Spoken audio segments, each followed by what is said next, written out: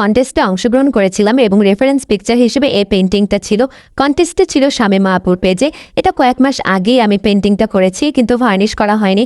আর শীতের সকালে মিষ্টি রোদ কার না ভালো লাগে, সকালে মিষ্টি রোদ দেখে ভাবলাম একটু রোদে বসে ভার্নিশ করি আর আপনাদেরকেও ভার্নিশ করাটা দেখাই।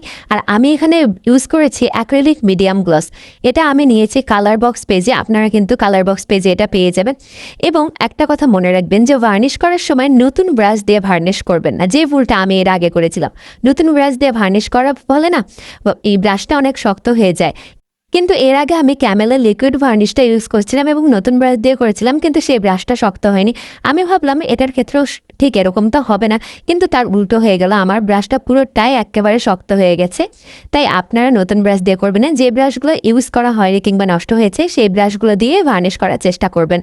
অনেকে বলেন যে আপু পেন্টিং করার কতক্ষণ পরে ভার্নিশ করলে ভালো হবে কিংবা কতক্ষণ পরে ভার্নিশ করব।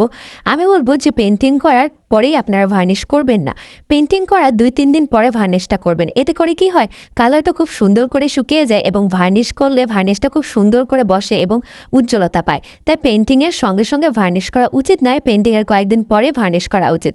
আজকে এই পর্যন্ত। ভিডিওটা আপনাদের কেমন লাগলো তা অবশ্যই কমেন্টে জানাবেন এবং ভিডিওটা ভালো লাগলে থাকলে অবশ্যই শেয়ার করবেন। টাটা সবাইকে, ভালো থাকবেন সবাই।